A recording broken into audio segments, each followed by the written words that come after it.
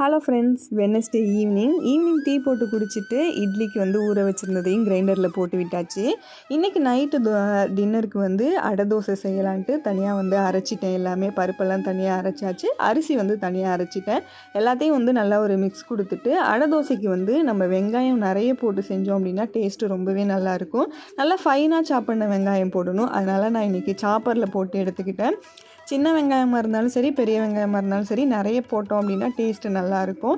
நல்லா ஃபைனாக சாப் பண்ணி போட்டுட்டு அது கூட கருவேப்பிலை, கொத்தமல்லி எல்லாமே போட்டு நம்ம இன்றைக்கி அடை தோசை ஊற்றிடலாம்.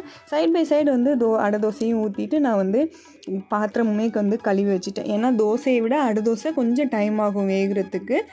நல்லா சூப்பராக வந்து அடை தோசை வந்து வெந்துடுச்சு. பாத்திரமே வந்து விளக்கி வச்சாச்சு. இப்போ வந்து மாவுமே வந்து ஃபுல்லாக அரைச்சாச்சு. நல்லா கரைச்சி வச்சிடலாம். இது வந்து ரேஷன் அரிசியில் அரைச்சது தான். இதோட இட்லி எப்படி இருக்குன்னு சொல்லிட்டு நாளைக்கு ஷார்ட்ஸில் சொல்கிறேன். தேங்க்யூ ஃபார் வாட்சிங்.